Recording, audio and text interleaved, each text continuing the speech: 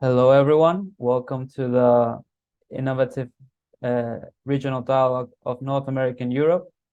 Please, let's wait a little bit to the room to be filled, and we will start in briefly.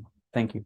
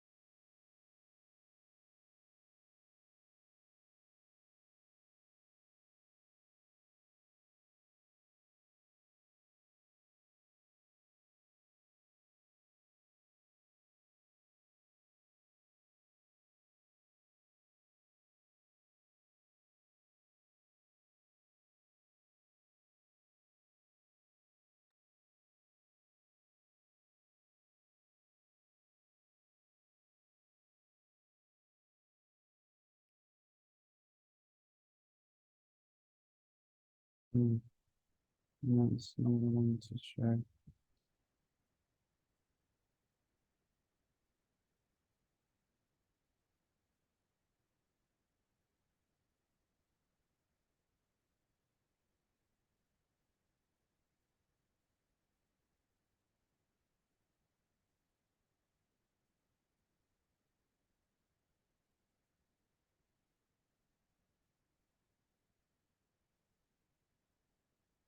Well,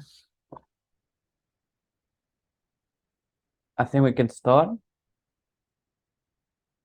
Do you guys see my screen? I hope you do. Welcome. We're very happy to have you here. This is the fourth dialogue on the Young People Transformation Project, a co-joint venture between UNESCO IESALC, the International Institute of Higher Education of Latin America and the Caribbean, and UNESCO ICUA, which is the Institute of the ASPnet schools. Before we begin, let me tell you a little bit about our project. Our project aims to explore how different generations of learners have engaged in different student-centered learning processes with the adoption of digital tools and other forms of innovation.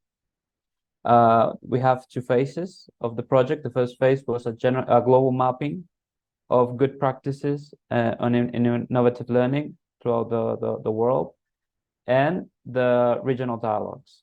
As I said before, this is the fourth dialogue. We kindly invite you to the next one. It will be next week. It will be from Asia and the Pacific. And with no further ado, let's explain a little bit of the rules of the session. This meeting is being recorded. Please, if you're not a speaker, please keep your camera and microphone switched off. And at the end, in the Q&A, when you are able to take the floor, you can turn both on. Please be respectful of others, especially those who are speaking. And if you're under 18, please do not turn your camera, and please type your name in the Zoom chat. If you have any questions, our lovely teams of communication can handle them on the chat, and they will answer you as soon as possible. Before we begin, we have a little video from our partner, ICUA, that I will share with you right now.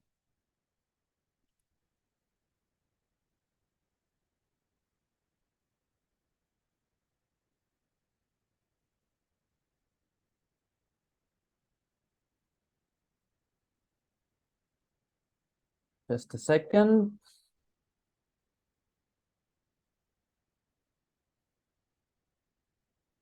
Okay. 亲爱的 ASPnet 学生和青年朋友们，您好，我是雨佳。首先，我代表联合国教科文组织联系学校网络国际中心，欢迎和感谢大家参与我中心与联合国教科文组织拉美及加勒比地区高等教育国际研究所共同举办的青年对话活动。教育是社会进步和个人成长的关键。在我们面临着全球性的挑战和机遇时，教育创新成为推动社会变革的引擎。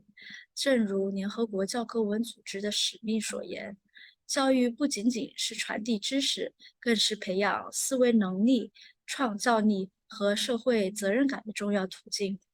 在这个数字时代，教育的创新变得尤为迫切，因此，我们必须应对不断变化的需求，提供更具包容性、可持续性和灵活性的教育方案。我们相信年轻人是创新的驱动力。今天，我们的合作旨在创造机会，让学生和青年分享各自的最佳实践和思考，并共同为未来的教育政策和方案谱写其年轻一代的声音。我们希望这次的对话能够启发创新思维，鼓励更多的年轻人参与到教育改革中来，让教育更具包容性、多样性和可及性。最后，感谢每一位学生和青年，你们的参与与思考对于推动教育创新至关重要。谢谢大家。Kindly thank our partner, UNESCO ICUA for this video.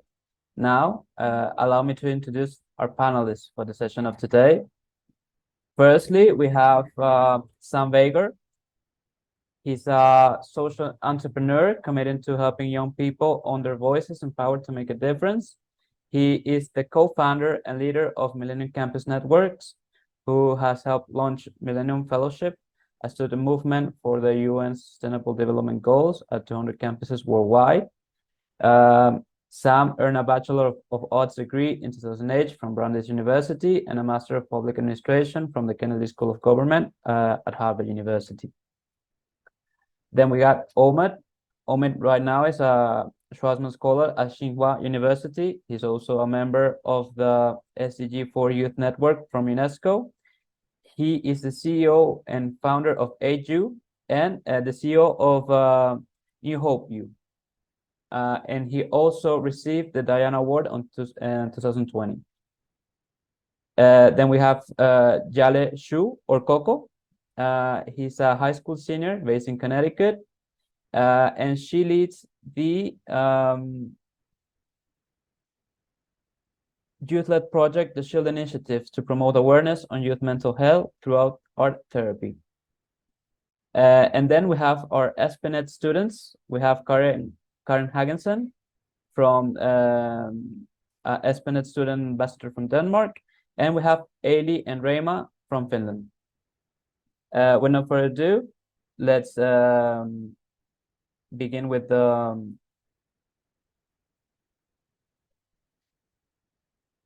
dialogue. With the first round of questions. Our first round of questions are two.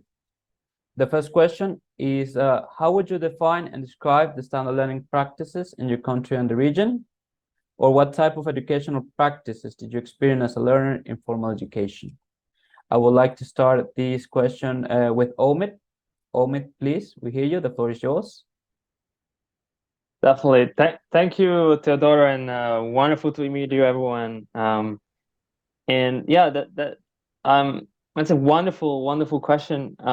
And I'm glad to get started. I'm from Italy. I got an education between Italy, Poland, and also being in the United States. But focusing especially my the world of this convening is also to learn about the university level in their own countries. And in Italy, I think I would say that the education tend to be encyclopedical rather than practical, even though what I experienced through different universities in Italy is that there are newborn, international oriented bachelor degrees that are also integrated with different European Union curriculums, and also they have a lot of partnership with the different professors from around Europe. And I feel like as a young social innovator, I would struggle to see that there are the exact tools that a youth leader may need to succeed at the universities. We have what I experience is that there are a big amount of upskilling and interesting student clubs. However, they're not well integrated in the education system. We should also take into account that my education was very well affected by COVID-19, so a lot of things couldn't be done. However, while in other countries, the university might be the place where you thrive because you have everything in one place. Sometimes universities in my region, which is Tuscany, Florence, and Pisa, the campuses is scattered by definition. It's throughout the city, and it's hard to coordinate people. I think the major experience that I had is that the formal education is pretty well designed. However, there is a big lack of coordination of resources and coordination of extracurricular activities. And of course, it's also a cultural thing. Over time, there was never a focus on extracurriculars starting from high school. Therefore, I think it's reflected in the university as well. However, there are programs for development of skills, like startup skills, or we're also putting in practice engineering skills. In Pisa University, we have this Formula One race where everyone with different skills from business, engineering, chemistry, they come together to build a small car, and they compete at the Italian level. And that's, I think, a very interesting experience that it's not necessarily new. However, it's one of those initiatives that a lot of students remember for life. And I think that the role of education should be to be memorable, and the skills as well should be memorable in terms of being remembered and being practiced. I got the pleasure to work with the Global Sherpas, which is a local organization. So of course, when the formal education might not give you the tools to succeed as a strategic thinker or innovator, you might end up to work with other people, and that's how we created a partnership between Baker Hughes, which is a big company in Florence, and we went to schools to see how the STEM education can be promoted. So through workshops, through talks, inviting different engineers from Baker Hughes, as well as trying to bring the private sector to innovate the curriculum, to bring experts on classrooms, to bring knowledge and cutting edge thoughts as well. So that's my experience in a nutshell in Tuscany. I will not take more than this time. Please go ahead. Thank you. Thank you so much, Ahmed. I think the audience can get a lot from your experience and how yourself made a lot of things happen that you necessarily didn't see present in the system. Thank you so much. Now I would like to move to Coco. Please, Coco, we hear you. Yes, thank you so much. That was an amazing answer.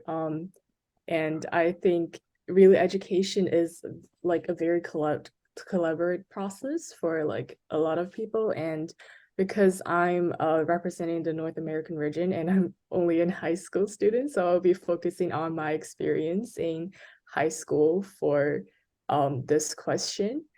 I received education both in China and the US, and I think I will be focusing on the US. But there's really like in this country, there's really very two separated education system, and one of them is the public school learning, which is fairly systematic, and the other one is what private or boarding school students invest in.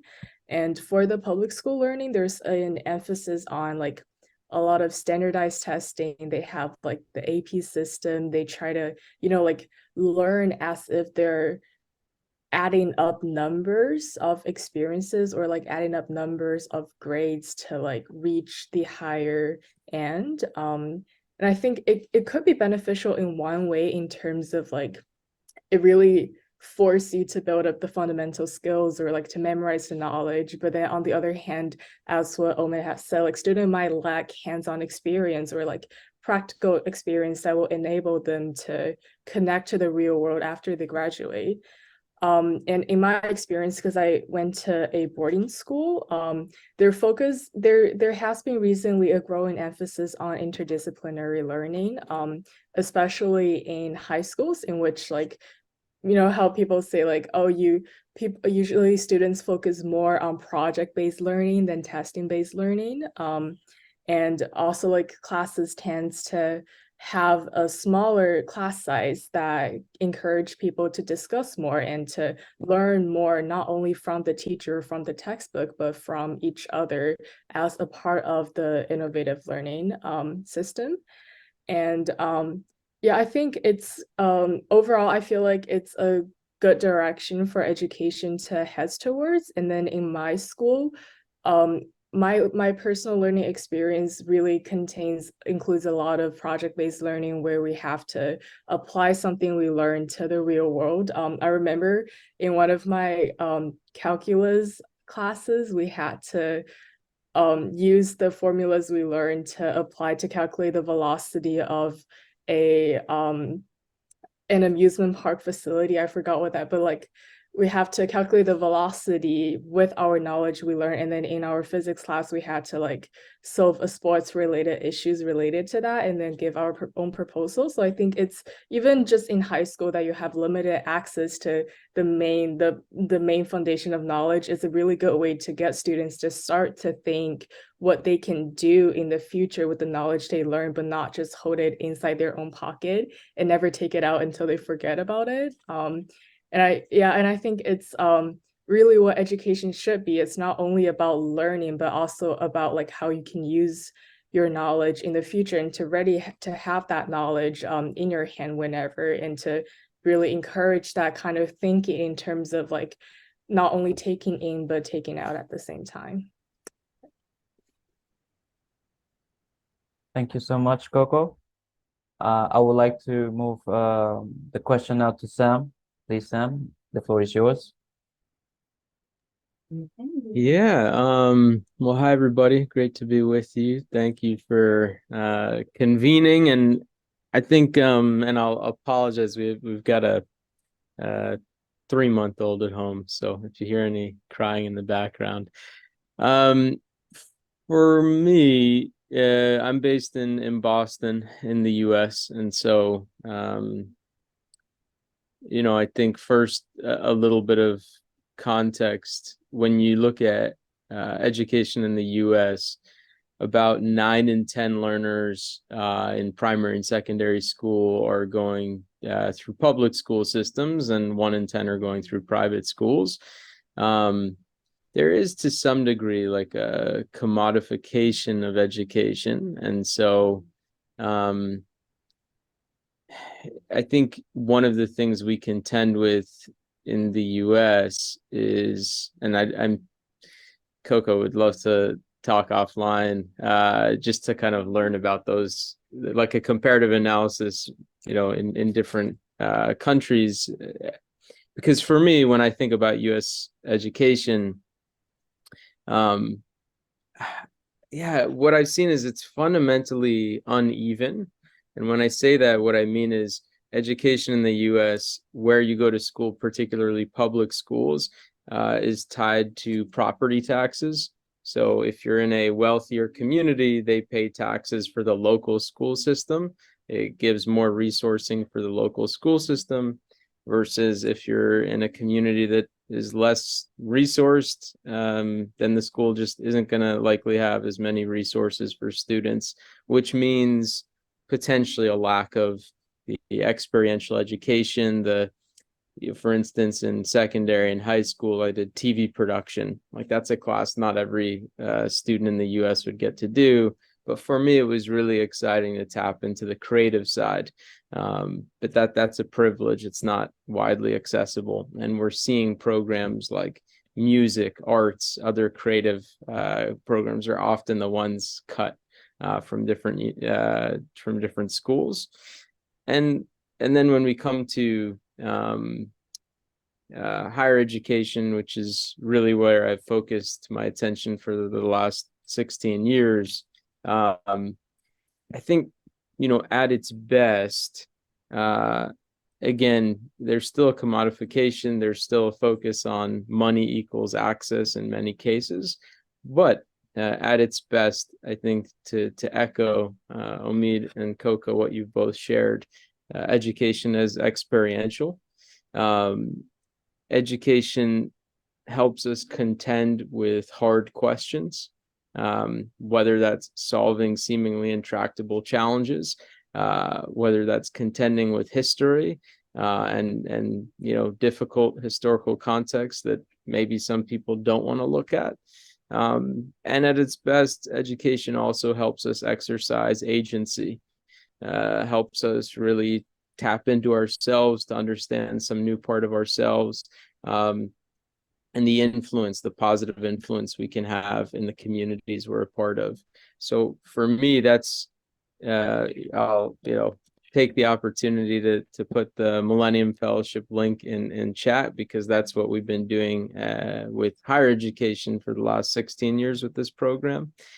But for me, I think the big challenge that we continue to wrestle with in the US context is around access based on resourcing. And so thinking about how we create more equitable access in education, I think is the key to unlocking more of the experiential opportunities I think we all want to see. Thank you so much, Sam. You touch on a very important issue in education, which is accessibility. This is a major concern for us, and of course, we agree with and echo everything that you said. Education should not be a privilege, should be a human right for everyone, and we need to fight and pursue equitable access for everyone. Thank you. Now we will move the question to our Finnish representatives, Reima and Ali. We hear you. The floor is yours. Thank you. Hello. Do you hear us? Yes, we can hear them. Okay, great. Well, I think we kind of missed the point of the question, so I don't know if we are gonna answer like not so well, but I think like in Finland we have that we get the laptops from school, and in school we use laptops mostly. Like for example, in upper secondary school, we get the laptops from school, and everyone gets them for free. And we mostly have ebooks, but also we have the opportunity to use paper books, especially if you have issues with reading, for example, dyslexia. But then our exams are they are done with laptops, so we don't have paper exams, and everyone does the exams with laptop. And we have the exam weeks, they are 8 days long, and we have exams basically almost every day, but not always every day. And it takes 3 hours to do the exam, or you have 3 hours time, but you have to use at least 1.5 hours. Before that, you can't leave the place, but after 3 hours, you have to finish the exam. And like what comes to our lessons, we usually have that kind of lessons where we just listen to the teacher talking about the subject we are handling that day, and then we write our notes, and maybe at the end of the lesson we might do some exercises, but not always, because we don't always have time, so we get a lot of things to do at home. And then what comes to food, it's very special in Finland that we have free lunch every day in school. So you don't need to take your own food or money to buy food in school. So I think it's the main point of like standard learning practices in Finland. And I think Reima had also the same thing. But also what comes to our camera, we are under 18. So I think it was the rule that we should not turn our cameras on if we're under 18. Oh no, but Reima, yeah, those questions are for those rules are for the participants. You sign a form. Oh, okay. So you're able to share your camera. Yes. Okay, now okay, now. So yeah.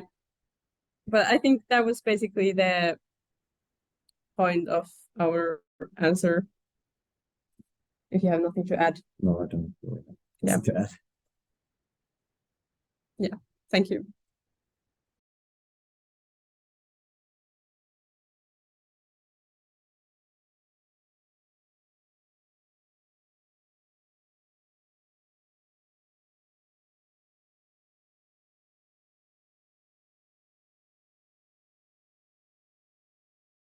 You're muted.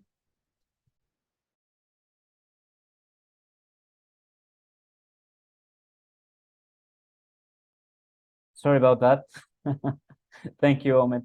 Thank you. Well,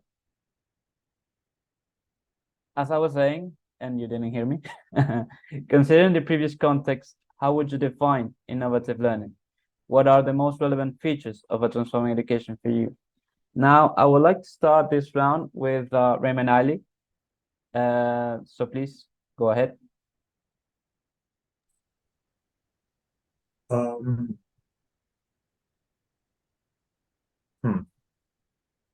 Our schools, our school specifically in Finland, our school organizes trips across Finland and also abroad, in which students from our school get to cooperate with students from other schools in Finland or abroad.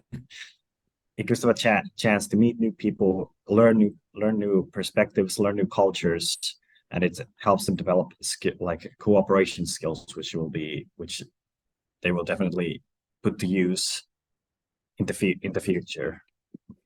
Yeah, and you won't get to learn those kind of skills in like classrooms. So I think it's very important to be able to go on those trips and meet the new people and learn the culture. For example, if we go abroad, it's very different thing to learn the culture in the country than in the classroom. So if we just ever have the opportunities to go somewhere, it's always very great to go there. So, and in our school we have like special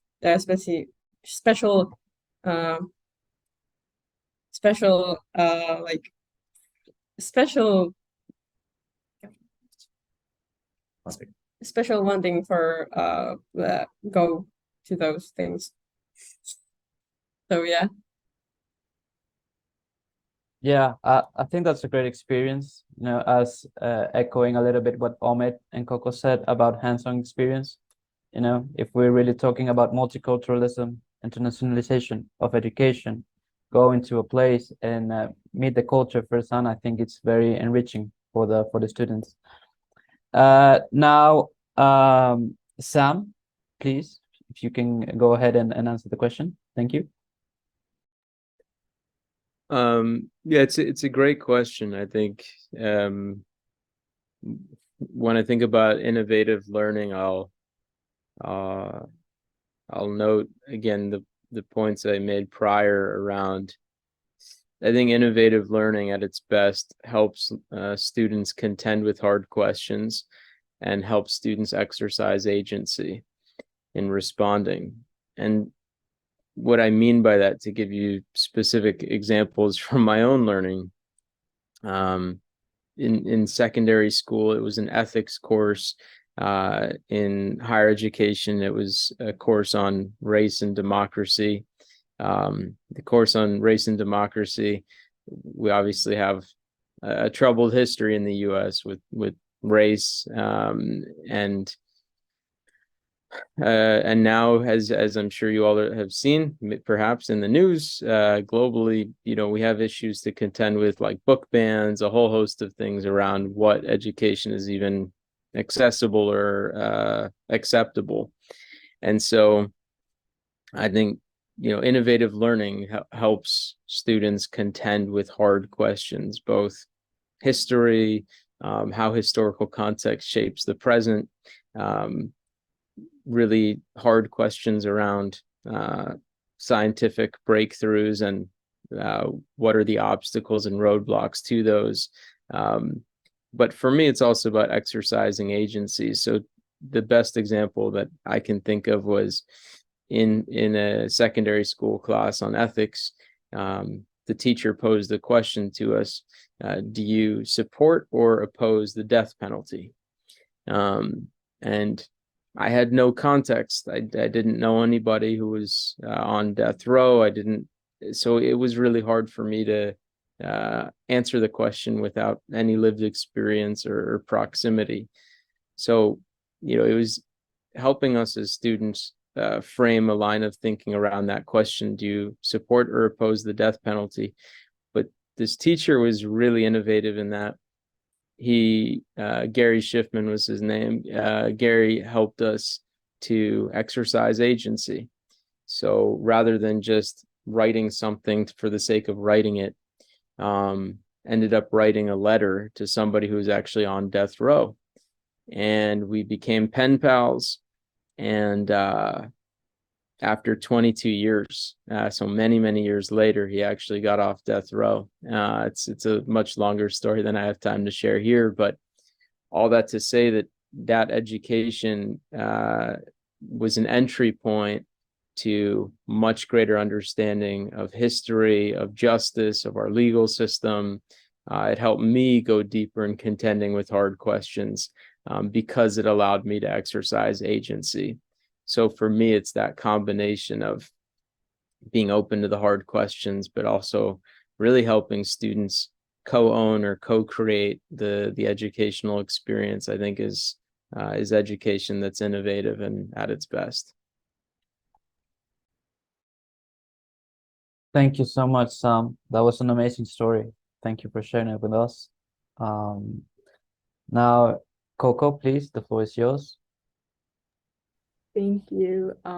Yeah, that's a very good question. And I think that's what most schools are trying to lean into most recently. And I think in my opinion, I feel like innovative learning is really about, like, first, learning is to teach students how to learn more than giving them knowledge in the first place. And the secondly is, like, learning is, as what Sam has said, it's a more like an emotional experience, and it's like experience-based learning that help us to understand the knowledge more than just knowing how to do them.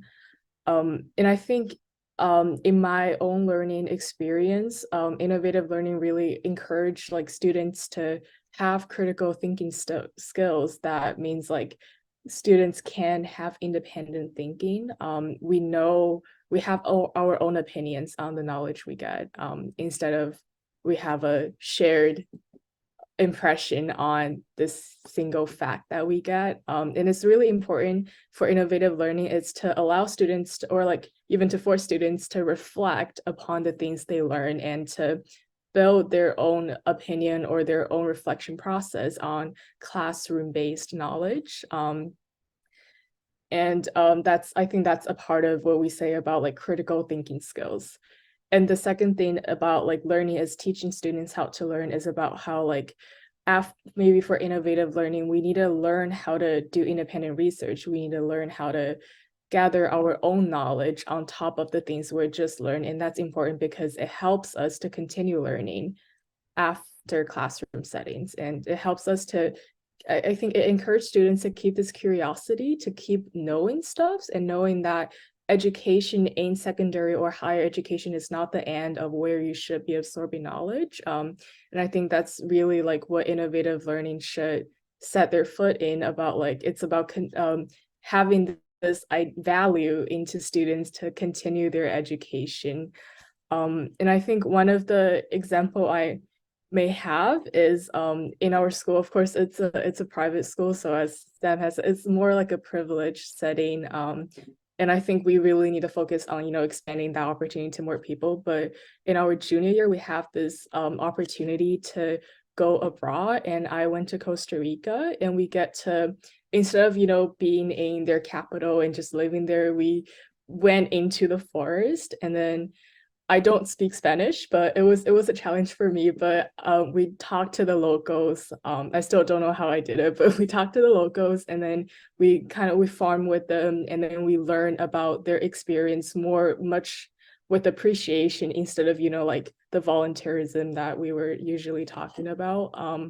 And I think that really that hands-on experience really make me more reflective on this global process. Instead of just reading textbooks on Costa Rica history. So I think that's an example of innovative learning experience I've had. Thank you so much, Coco.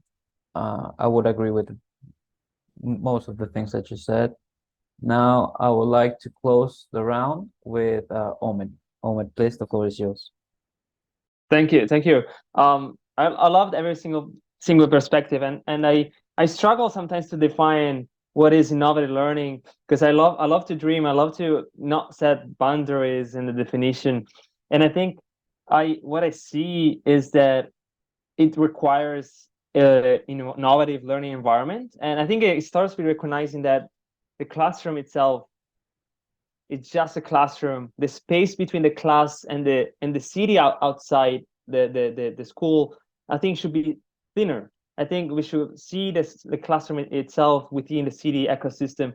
And one example is that, for example, in the Tara ecosystem, we have really, I think there's been 2 years, 2 years ago, there was this civic education curriculum that was implemented, and that means you have a minimal amount of hours that you have to spend on talking about innovation or soft skills, social innovation, how to help your community. It's not we're not talking about service learning as I think something different.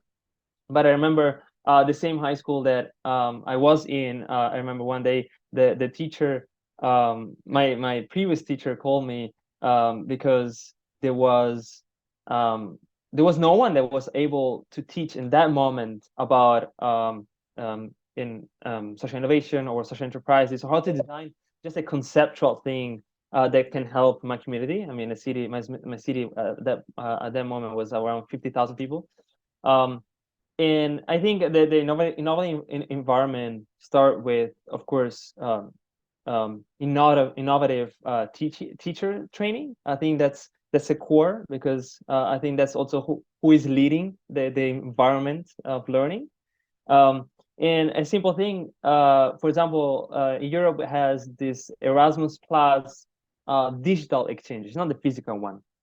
Literally, in during COVID, we were connecting ourselves, also touching on the some point of view of, we need to be able to deal with hard questions, and that's a wonderful opportunity. With a Zoom call, you connect with this sort of virtual exchange program.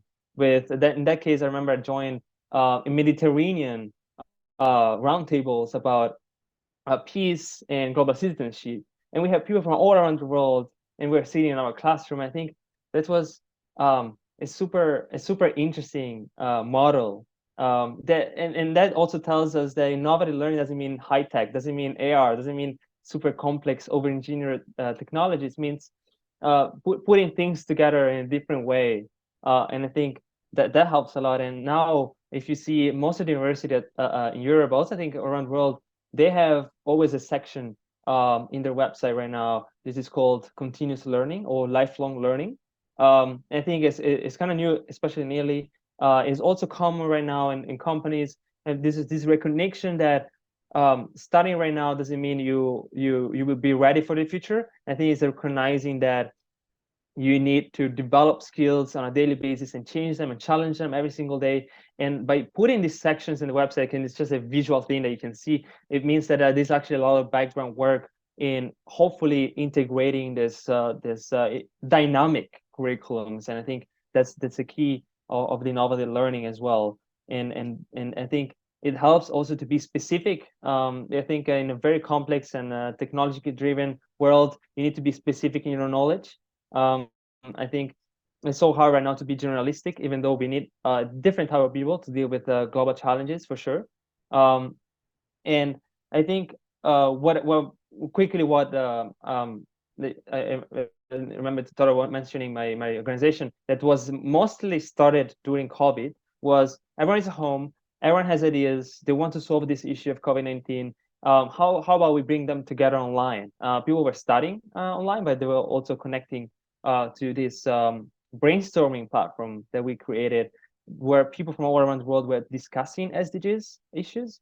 At that point, there was a lot about SDG 1, so poverty, there was healthcare, there was education as well, and people were discussing, because at the end of the day, of course, the social and economic context is so different from across countries, but the problem tree that you want to design for tackling the SDGs might be very, very similar, and you might benefit a lot. So, and these three examples that I mentioned, I think is the trend of removing this wall between the classroom and the outside world. And that's in simple words, is also what we were saying about practical learning and going out there and doing things. I know a lot of different initiative. One is Impact Schools, which is also in Italy. I think it's led by Ashoka or things like this. But also the initiative, I believe from some, is very hands-on and opening up a lot of brainstorming in the minds of people. Thank you so much, Ahmed. With that, we close the first round. I think as main takeaways, we can all see that everyone touched in some sort of form hands-on learning, learning as an experience, and important of building that experience. I loved what Sam said about innovative learning, about facing the hard questions and building agency, as well as Ahmed said, as it doesn't have to rely only on technology, but also it's a change of perspective. Coco as well tried to emphasize as well as Ray Manelli, the importance of an intercultural experience, and perhaps giving the people the tools to self-conduct their learning and to really incentivize curiosity, to really explore and have that passion for exploring and learning new things. With that, we go to the second round with the first question, which is, do you consider that your secondary education experience gave you the necessary tools to succeed in higher education? If not, could you please signal the elements you feel need to be transformed to smooth the transition? Since this is a high school or secondary education centered question, I would like to start with Coco. Please. Thank you. That's a very great question, because I'm in my last year in high school, so it's really about what me and my peers are really considering this question in a degree of how did our school prepare students for college. And because we had such a big focus on interdisciplinary, so how can interdisciplinary or like project-based learning really transfer into higher education experiences? And I think, first of all, it's really a question of what higher education looks like, because in this world that everyone is trying to transform education into a more innovative way, it's when you think about, will higher education also transform in that sense? And then as a result, how should we prepare for them for now, for the present, or in the future? And I think, yes, in terms of how my secondary education give me necessary tools to succeed in higher education in terms of they give me complex problem solving skills in all of the projects we've been doing. So we not only gain the skills of learning the knowledge, but also like applying the knowledge, as I pretty much said in previous questions. But also like I think my secondary education taught me how to be self-disciplined about my learning, in terms of like how they set long deadlines or like big projects that you really have to break them down step by step, with your own like either time management skill or like with your own knowledge. So it really taught me, as what Ahmed and Sam said, how to like tackle those hard problems and break them down into pieces so that you can handle them one by one. And I think it will be very necessary in higher education when you face those questions, when you face those projects, how can you solve them? And I think another thing my secondary school gave me is to learn how to reach out to people or resources to help, because I think it's really important, because learning is not going to be easy for everyone, and it's very usual for people to meet challenges in their way of learning, or like you have things you don't understand, or you have your own difficulties that you really have to talk to someone. And I think it's really important that my secondary education taught me it's okay to be a little bit vulnerable, or it's okay to have things you don't understand, and here are the sources you can reach out to, and that's how you can solve the problem instead of just making it worse by keep going in a certain perspective. Yeah, so that are the things that I think my secondary education prepared me for. But I think there's also a misconception people have about innovative learning, especially when people are practicing it right now, that kind of my education is also kind of in it, is like there's a fine distinction between engaging learning versus easy learning. Normal times when people think of innovative learning, they think of fun learning, like you have this image of a classroom where kindergarten kids play games and then they suddenly learn physics. And I think that's a very pervasive knowledge, of like perception of what innovative learning is. But then there's really this misconception of you can have fun and then learn everything, or versus like I think innovative learning is engaging learning, about like how you can be inspired to take on the hard track to learn and dig deep into the thing you learn. So I think sometimes when people say we're interdisciplinary or like innovative learning school, they kind of means that, oh, we don't have to learn that hard anymore. But then that's also like a downfall of what I think my education experience has caused. But I think it's really just a question of in the future, how do we define innovative learning? How do we like better prepare students to those hands-on experience that we intended to? Thank you so much, Coco. I think your perspective as someone that is living that transition is very important. And I think that the issues that you mentioned between engaged learning versus easy learning is really important to make. I would agree a lot with that. I would like to pass the question to our other high school students, well, soon to be higher education students, hopefully. Raymond Ali, please, the floor is yours. Yeah, like you said, me and I are yet to finish with our secondary education, so we're not exactly quite sure how well we're being prepared for it. But considering what I've heard from my friends and from family members that have gone to higher education, I feel confident that I'm getting the education I need to succeed in higher education. And I feel like secondary education, it's making me more sociable and it's making me more persistent, which allows me to work hard to get the results I want from exams or making essays, just trying to come up with just anything to just to get a better grade. It's giving me the abilities to work hard towards getting a better grade.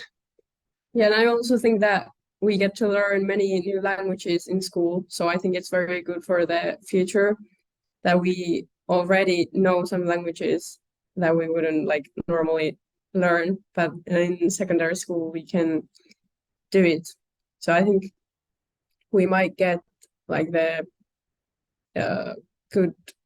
we might get good preparation for like higher education. And also what I have heard, it's very good in Finland, the possibilities to succeed in higher education because of our secondary education, which is mostly general education, but also gives some possibilities to succeed in higher education. Yeah. Thank you so much, Aile and Reima. Now I will move the question down to Omid, please. We hear you. Yeah, definitely. I will be very quick. I think they have very fresh perspective. I think if the question is did the secondary education experience give me the practical tools of succeeding in higher education, I think success we can look in a different way. I think if we look at the success in terms of academics, it might be very true that the local Italian secondary education actually prepares well for solving academic issues. However, whether the problem lies in does the secondary school help to bring people in the right path, in the right higher education path? Because what I noticed that that's true, we might be ready to deal with practical problems in an exam. However, we might not be sure about the decision we made, because there is very little investment in orientation, and mostly because of the size of a curriculum, but also because of the time, and also because simply there are no initiatives that are happening in school. You need to organize yourself and go to travel far to understand about what the university does. And I think in that case, then the secondary education fails, because then a lot of people might end up in places that don't want to be. They might lose time, which is not an issue. However, it's better if as the system exists in organizing people's thoughts.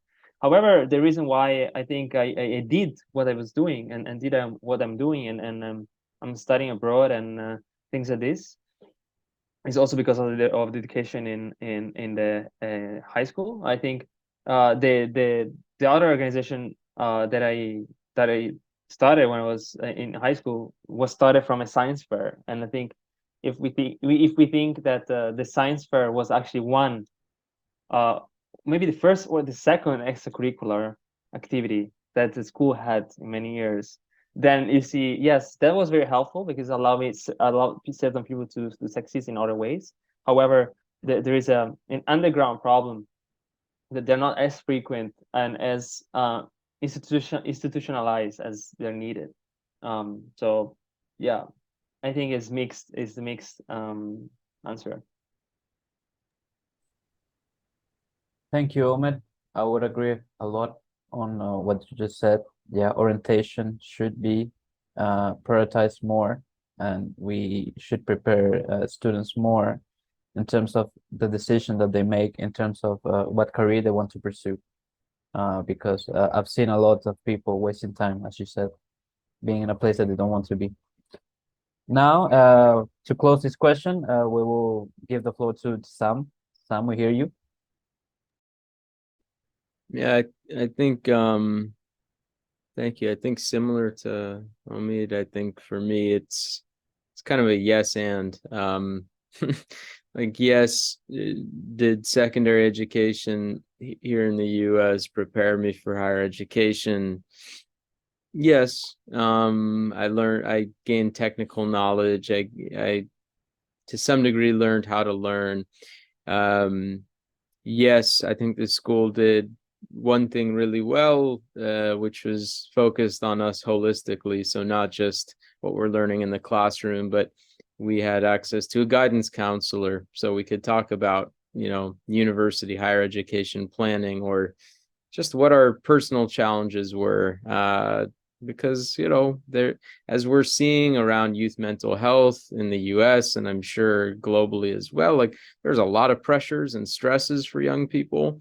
And so having mentors and adults within the system, within the school, who are there to support us, not just to learn, but also to learn about ourselves, and to have space to reflect and engage in that way, I think is really powerful and rare.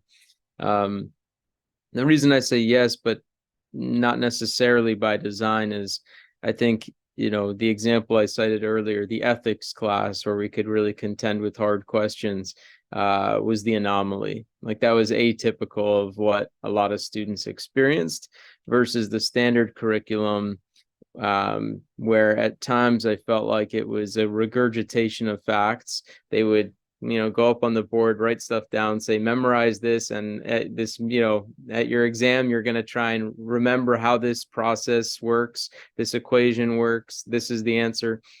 And I think what I struggled with, because I really did struggle in secondary school, we were asked to memorize facts, to regurgitate facts, without ever answering the most basic of questions, which is this: why are we learning what we are learning?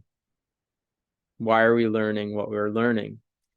And it was really frustrating to me in secondary school that we never got to ask that question, have the space to ask, or have that question answered.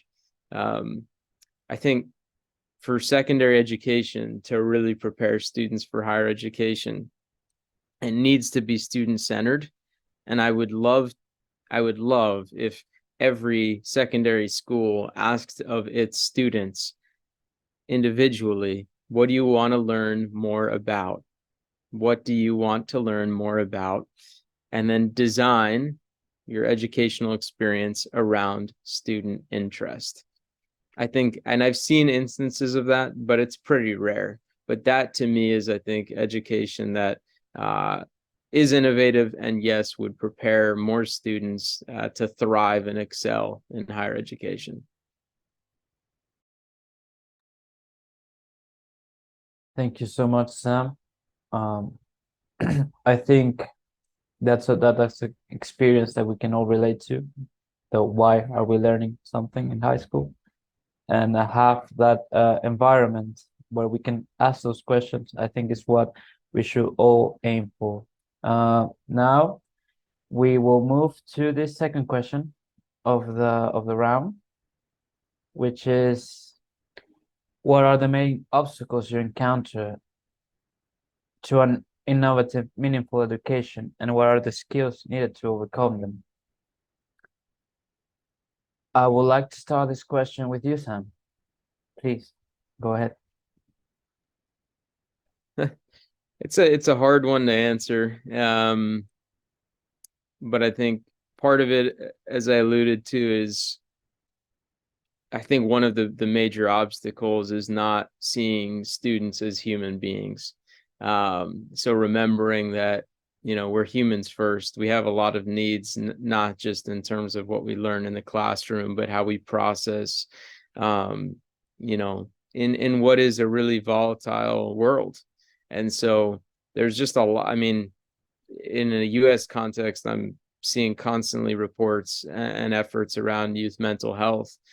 Like, there are very real pressures and stresses, sometimes exacerbated by social media.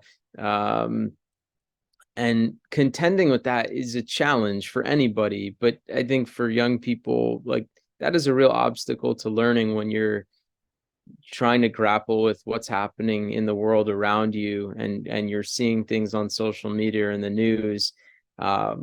You need support systems to be able to process that, reflect on that, make sense, make meaning of the world that we're in, and how our learning can become a little bit more proximate, as Omid pointed out, make that distance thinner between what we're learning in the classroom and what's happening in the world. So I think that's it's a huge challenge for education systems, that we're not appreciating that we're human beings first, that students are people first, living in this world. I think that's one major obstacle.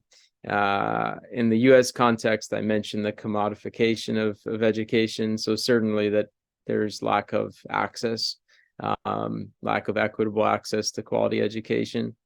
It's a real challenge. And there are a lot of forces in play that I think kind of prop up that system. And so that's not easy to solve for. But I think there are innovative organizations out there. I'm thinking in the US context of organizations like Braven or MLT, and many, many others that are really trying to increase more equitable access to education, and education that really leads to new opportunities in learning and economic opportunity and more. I think how we contend with these challenges, it's not easy. I think in the US context, the US Surgeon General has been talking a lot about an epidemic of loneliness, which, yes, was exacerbated by COVID-19. And so the opportunity to build community, in the higher education context, we're doing that with the Millennium Fellowship at hundreds of universities around the world. And we know that it's not necessarily the most expensive proposition. Like, you don't need to, it's not always about, huge amounts of money and resourcing. It's about creating safe or safer spaces for students to come together, even in small groups, to think about shared challenges inside the classroom and outside the classroom. Because I think when you have these small peer groups that are trusting spaces, you can process a lot together. There's a lot of power in peer-to-peer learning and peer-to-peer reflection and peer-to-peer feedback. There are more systemic solutions in terms of access to equitable education, or more supports around mental health for students. These are much harder. In 2-3 minutes, I couldn't give you a complete answer there. Those are much harder questions. Those are about policy and systems and, shifting a lot of resources. But I think in the short term, it really is just about creating space for students to co-own their educational experience, and to be able to rely and learn from each other. Thank you, Sam. Yeah, I would echo a lot of what you said in terms of the students being able to co-create their learning process, co-own it, being treated as human beings, and have a strong focus on mental health for the young people and all the stuff that they go through. Ahmed, now I give the floor to you, please. Yeah, I mean, Sam touched on many things I wanted to say. If I want to build on that and following on the policy level, I mean there are so many education challenges, and that's why then we have launched this youth declaration with the SDG for Youth Network at UNESCO.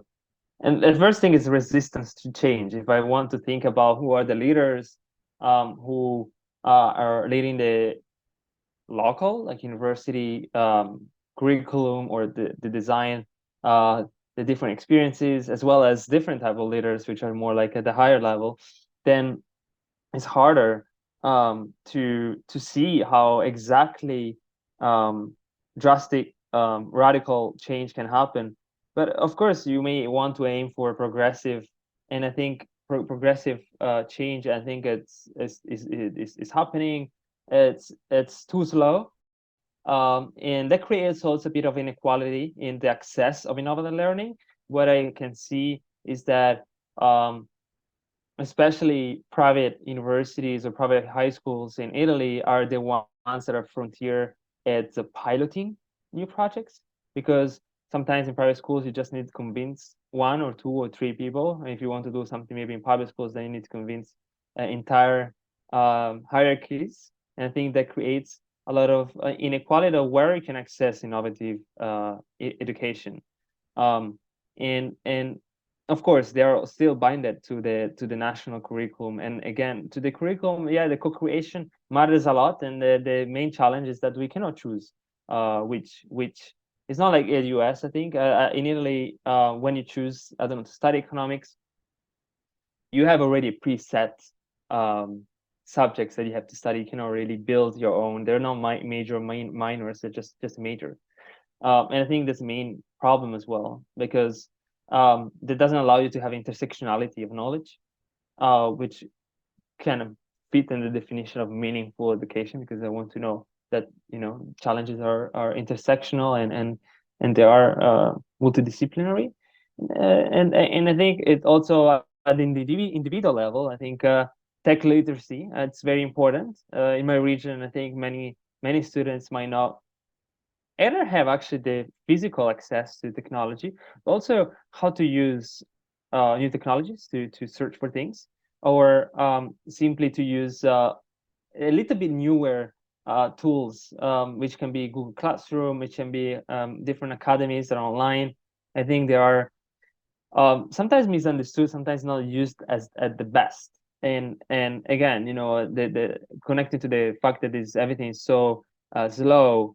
The civic education, for example, thing I was mentioning before in the high schools, it still represents a very tiny minority of all the hours of the year. So it cannot justify that. We cannot justify, you know, the fact that, yeah, we did something for building skills. We also need to understand how can be scalable, how large it is, how many people it's reaching, and we still talk about this inequality thing.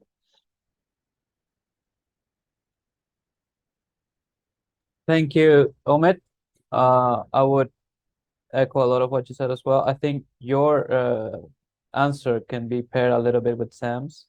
I think you touch a little bit on what he wanted to touch upon policy and the resistance to change, especially in public sectors, and how sometimes bureaucracy can get in the way, and that's why there's inequality to access innovation, as private sector in education is more streamlined, it's more straightforward administrative process. Now I would like to move to Coco, please. Thank you for the question. I think it's very important.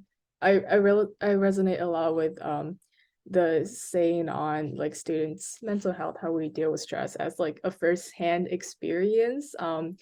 I still don't know why final weeks exist. I think it's a very bad practice because in my school we had final weeks right before November break because we run on a trimester system, and then in those 2 weeks I live in dorms, so I see my peers and I talked to them, and they were running on 6 hours over 4 days. They were telling me their visions are blurry in classroom in a like chemistry experiment, and it's at those point that like I feel like I resonate with it a lot because I feel like we are not in an education, we're not taught how to deal with stress, but rather we're just learned how to be stressful.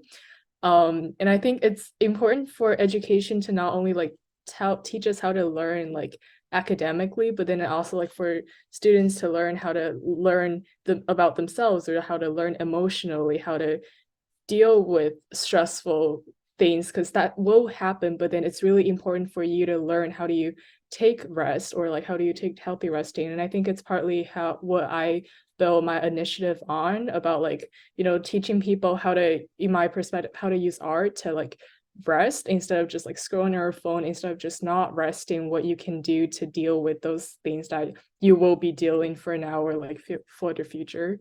So I think it's definitely one of the obstacles that we encounter when going into innovative learning. And I think a second one is also about this power dynamic between teachers and students in classroom settings. I think when we think about innovative learning, we think a lot about it's a learning between teachers or students, or like between peers of like different students and their perspective. But then there's as Alma said, there's like this inertia in changes, and it's very hard for in the classroom setting for the power dynamic between teacher and students to shift in a way that we want to talk with the teacher instead of like being talked by the teacher. I think it's definitely one of the obstacles that if we can't view each other as learning resources, or instead of like viewing them as like an up and down or like a lower or higher relationship, it's harder for us to really go to innovative learning in that case. Yeah, so I think that's two of the obstacles that I see. Thank you so much, Coco. Great answer. Now, to close the question and the round, we go to Reima and Ailey. Yeah, I would say prejudice is probably the first word that came to mind when I read the question, especially prejudice between students. At our school, especially in the last few years, we have had a lot of problems with between students about not being tolerant of each other, not being tolerant of people being different, people who stick out of the mold, and it really leads to big problems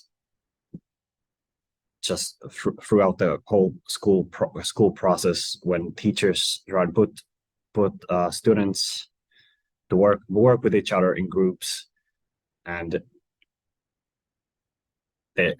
people just not being willing to cooperate with each other. So it just leads to it just leads to a big mess. And yeah, it just makes everything very, very difficult.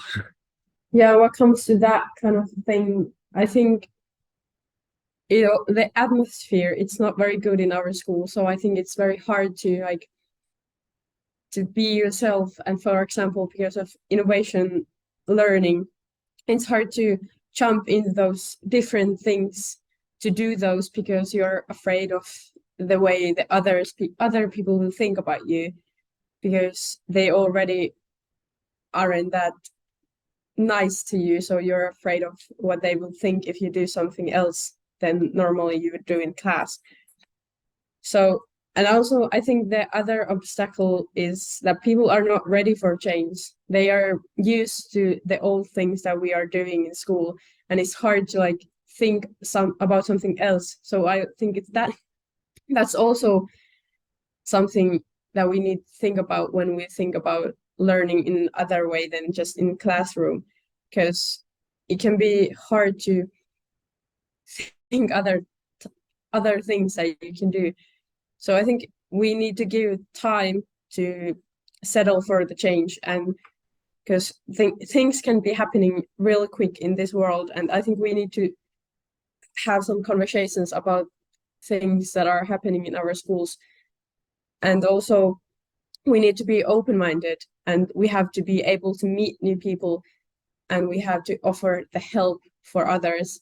And I think the most important thing is to be open-minded and be able to work with others, to work with people you haven't been working earlier, because just as Reima said, it's very hard to like do anything if people are not very nice to you. So I think that's very important to think how we can be open-minded.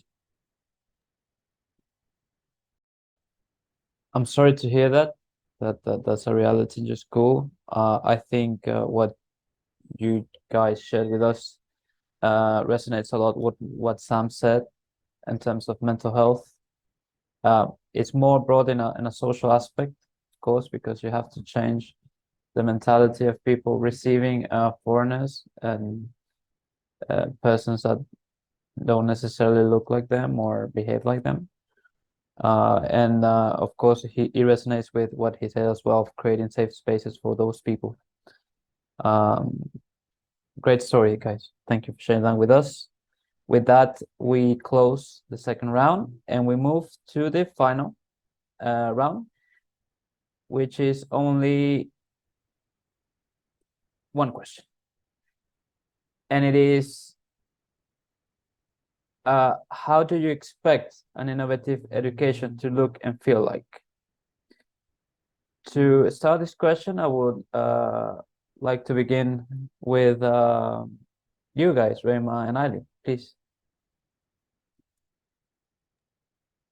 Yeah, well, what I think at first, I think if we do some innovative learning, we get more, we get a lot of flashes of genius. Like there are these situations and moments where we realize something that has made us confused earlier, and maybe those things are that kind of things that we wouldn't realize in classroom. For example, what I was talking about, the culture thing, like you go to another country and you see the culture, and you just don't learn about the culture in classroom, but you see it in like with your own eyes. So I think it gives us experiences you wouldn't get otherwise. So I think it's very important, and it really like affects you, and you are able to build yourself with those experiences, and you will remember them always, and you can tell them to your friends, and then your friends can be like, wow, and then maybe they want to come to those innovative learning trips also when they hear how they are. And I think it's very important to us as young people to do things and try these new different possibilities. And I think school is a safe environment to try different things and visit those places, and like maybe do something you wouldn't do otherwise, and be able to make some memories and meet new people and communicate.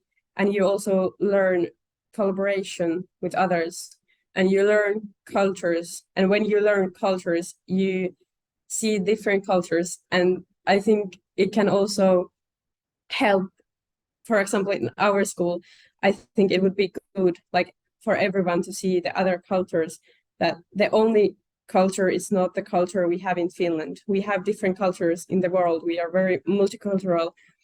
But for example, our city, Orivesi, it's very big. It's very small city. So in our like everyday life, we don't see like multicultural people. We just see Finnish people here. So I think innovation learning could help people to be more open-minded and see things how they are and be more tolerant.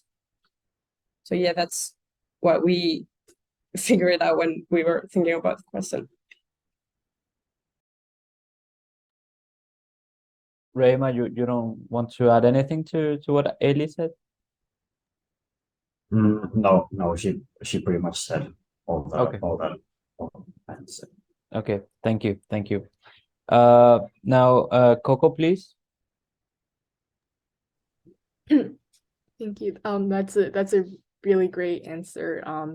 And I think similar to what you guys are saying about like collaborative learning and stuff, I think I vision innovative education to look like where people are able to apply knowledge they learn from everywhere basically to their individual passions in the end, because I think there's no thing as like not connected disciplines or fields of study. And there's we typically really hear of people be like, oh, I'm a humanities student and STEM is not for me, or like that, those kind of things, I don't need to learn them. But I think the end goal of innovative learning is to really be interdisciplinary and to be willing to cross disciplines and see that like in the end everything really applies to what you like. And I think students should be able or allowed to use the tools they learn basically to apply to the place they are really passionate about. And I think doing that is what we can do to encourage people to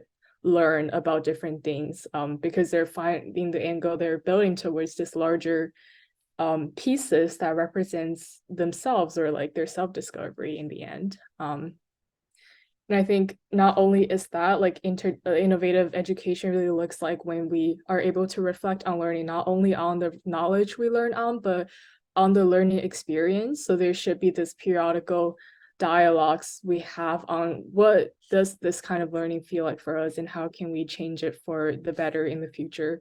And the last point I want to bring is about innovative education is probably intergenerational in terms of we learn from the contribution of other peers or like other people that comes from not only the school system but from other ways, and to really acknowledge that learning, you know, can be a lifelong journey and that we are basically learning every day. I'm probably learning from this panel, not only from my school. I'm probably learning in the future even after I graduate. So I think that's probably what innovative education to look like outside of immediate educational systems.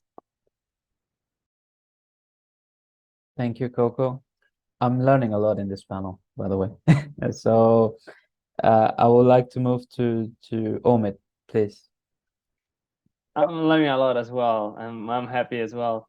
I mean, all the things were mentioned in different sides of my answers before. So to not repeat, I think to look in a different angle, it can be it's related to the passion development. I think like I think at the end of the day, like in 10 or 20 or 30 years, what do you talk about to your friends or to some family members is always about some activities you did with your friends in the class. And I think bringing in emotions in the classroom is something that is impacting your life, and that's what you're gonna tell. That's the story you're gonna tell. Of course, the knowledge and everything, but if you try to connect the emotions to the knowledge, and can be also passion building, you know, all these things, I think it's very remarkable success for sure. And to maybe summarize what I've said last time, I mean, I think student-centric and personalization, I think is important. As we mentioned before, collaborative, but doesn't mean collaborative in person. I think my perspective also refers to online collaboration, because personally my own experience was my whole thing, my whole like experience existence is born online, because there was no one. I was talking to my friends or my schoolmates about, oh, how about we try to do this heart monitor to solve this heart cardiovascular diseases problem in my city. But everyone was so busy in creating different levels of academic success, and I think then that's how you end up online. But then that is a sad story, sort of. So if we try to remove the boundaries of the classrooms, as I said before, then I think is important, and that relies on the project-based learning, and also global perspective. I think is and cultural awareness is important. I think is included in what we said before. And also some maybe some people agree or disagree. It's seeing the teacher as an educator, as maybe a mentor, as a facilitator of discussions, rather than just providing knowledge. I think that's at the end of the day maybe also a source of change, a source of impact in your own. I think when I try to remember what education gave me, I always pops in my mind always this professor that was more than a professor, was a mentor in terms of giving perspectives or dedicating time. I think that's very important as well. And I don't want to go more, because you all said a lot of things already. Thank you. Thank you, Omid. And to close the question and the round, please, Sam, the floor is yours.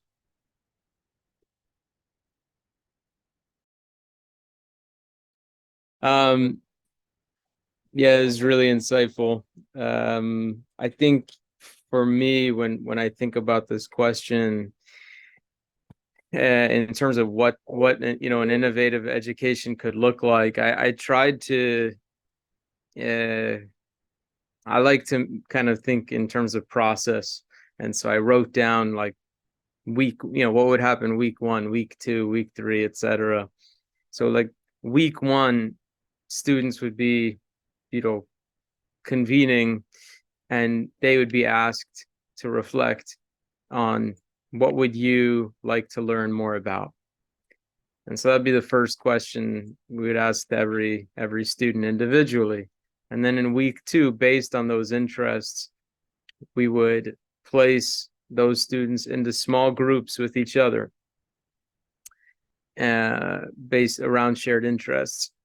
Those students would then in weeks 2 through 6 focus on building trust, because from what Rema and Ali shared, if there's prejudice, if there's biases, etc., doesn't matter what the topic is, if you're not able to trust each other, you're not going to be able to learn effectively together. And so just doing the work of team building, of learning about each other's lived experiences, of creating a safer space to learn, I think would be foundational. And then whether it's for a semester, for a year, those small groups would take time to study deeply and rigorously and reflect together on a shared interest. So, for example, that could be something like, what is the history of race in the United States? And those students could use, if resources were not a constraint, every available resource available to them, whether it's taking field trips or using Zooms to connect with former student leaders from here in the US. We had the Student Nonviolent Coordinating Committee, SNCC, which was a student movement tackling working on desegregation, tackling segregation in the particularly in the 1960s. So talking to former student organizers from SNCC, like that to me is so much more powerful than just having somebody top down prescribe education and tell us this is what you need to learn. I think, yes, there is some need for kind of a more top down approach, but what's so powerful, what's so innovative is creating that space and trusting in students' agency and their ability to craft a meaningful, whether it's a semester or year-long experience. I think if you build in trust on the front end, and then you create a little bit of scaffolding, a little bit of check-ins with a teacher, that's I see it in higher education, and I experienced it in graduate school. I see what happens when we trust students. Education transforms students, and I think we need more of that in secondary education as well. I would personally love to see how that would translate, you know, the proposed structure that you suggested. I agree. We need to trust the students more. We need to empower them more in the process. By closing the dialogue, first, let me say that it was an honor and I'm humbled to be part of this panel with you guys. I learned a lot. Recovering the things that you say, I want to highlight agency. We need to make the agents of learning. We need people engage with the learning processes and be really student-centered. The teacher not as just a knowledge giver, but also a mentor, a facilitator, person that really accompanies the student in the process. We need to create safe spaces for people, for the young people, with not only mental health, but also inclusion and receptivity to foreign cultures. And yeah, we need to really see education as a lifelong process that is not only focused or related to schools or higher education, universities, but it's within ourselves. So we need to spark that passion for learning, that curiosity, that eager for and desire for discovery. I would suggest that all our panelists put their socials in the link if someone wants to connect with them. They do great work, all of them. And with that, we open the space for questions for the audience. Thank you.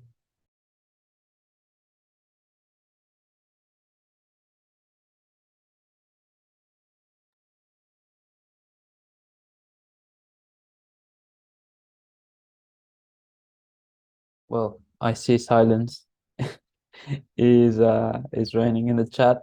I would instigate a little bit of exchange between our panelists. I would like to know the perspective of Omid and Sam of the experiences that Coco and Ali and Rema are living, and then how would you compare between your experience transitioning from high school to higher education? You can jump in whenever you like. Okay, I can go first.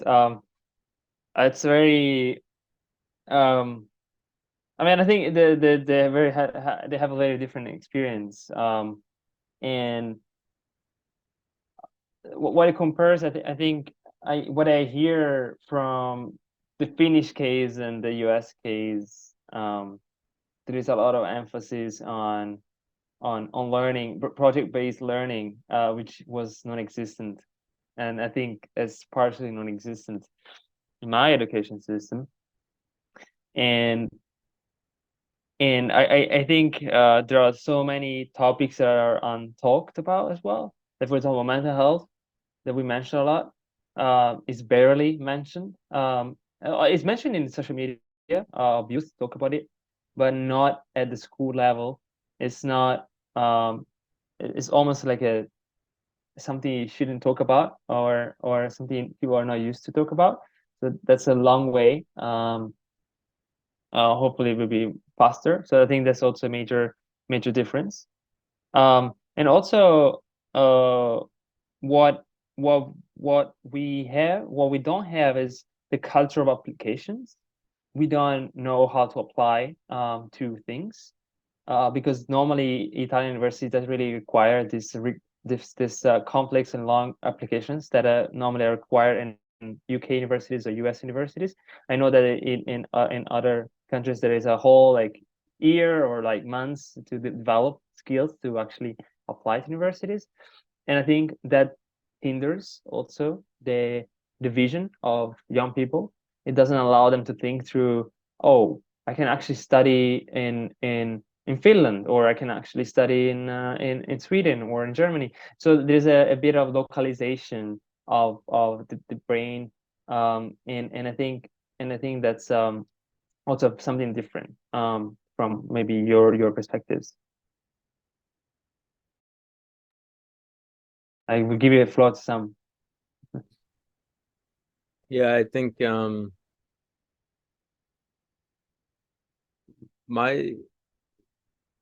I think what Coco shared about, your experience of going to Costa Rica and being not just, being in the capital, but really being able to form meaningful connection and community. I wish I had that. Like, that sounds amazing. Yeah, I got to do more things like that, more so as an undergrad, and then kind of beyond that as a young adult. But that, I think, is a really special experience that I would love to see more students be able to have. Yeah, that your school sounds like, I'm sure there's a lot they can improve on, and there are elements that they're considering that I would love for more schools to be able to think about. And I think Raymond Ali, what you shared about prejudice, or people who don't fit the mold, who are different in some way. I personally felt that way in high school a lot. I felt like I was on the outside looking in. I didn't have many friends. I didn't excel academically because I didn't really feel fulfilled socially. Honestly, I felt kind of just like an outsider for a lot of my secondary education. And I can't even imagine, that's probably a fraction of what you're describing if as we see on so many campuses, there's at so many schools, just major tensions based on people's identities. And I think like that's not just a school thing, that's the reality of our world. And that's something we need to work through. And I just hope that, you know, rather than shy away from that or hide from that truth, that schools are willing to confront that reality. More schools are willing to actually listen to students like you and sharing that input and saying, how do we do better? How do we create the spaces that we need to? How do we design with students at the center? And, you know, how do we design to teach about ethics and teach about, you know, how young people can innovate in what is fundamentally an unjust world, like including at a school level. I think those are the real questions that we need to contend with. So yeah, both of, I mean, the three of you, what you've led on, what you've shared really resonates. And excited for your journeys, whether it's higher education or whatever comes next. Very excited to keep in touch. Thank you both. I think that was a really great exchange. I think it enriches a lot of to our younger panelists. Now I would like to move to them and ask them, you know, how they feel about this intergenerational experience. And after this and the picture that is presented in higher education, how do you think it will benefit you? We can start with Rayman Ali. Well, I think this whole conversation was very, like, I think it was also like eye-opening to hear about different things and not just only about our things. And it was also, well, at first I was very terrified to be here because I thought like we weren't really doing this very well. But I think at the end I felt better, and it was also like it felt good to share our things also for you, and also like hear you guys talking and like listening about other things. I think it was amazing, and yeah, thank you all. Do you have something to say? Not exactly. No. But yeah, it was very good to be here. We love to have you. Thank you, Coco, and you did great, by the way. Thank you. No problem. Yeah, I'm definitely really grateful to be here. It's a very random opportunity that I received in my inbox one of the other day a few weeks ago. But yeah, as Raymond and Allie, I was really nervous to be here at first, especially after it's either like after the introduction of the panelists or like after the first question. I feel like I shouldn't be here, but yeah, but I do think I learned a lot to, you know, see when you guys talk about education as like you're reflecting on the past of your experience, or like, you know, present, but more like past in comparison to us. And I think it's really a new perspective that opens up in terms of like how your secondary education feels up to your present sense, and how and like you're able to see more, you know, impacts of the education than when we are here now. It's like I am impacted by my education, but it's like I can't really see the future impacts of it that much. So I think it's really eye-opening to hear people talking about education in different generations. Like I know there's a lot of difference between the education we have, but it's like seeing what education can shape people to do is a very powerful thing to listen to. Thank you so much, Coco. With that, we close the dialogue again. from UNESCO IESALC. It has been an honor and a privilege to host these young people. Here you have our contacts if you want to further engage with us. I would just like to say before we go that we are very excited for your journey, hopefully in higher education. I will highly encourage you to continue to do the work and advocate for a quality and better higher education. And if you need anything from us, from UNESCO, please let us know. It is our job to help raise the voices of young people in improvement for education. With no further thing to add, thank you all the participants to be here, and please stay tuned to our socials for upcoming events. Thank you.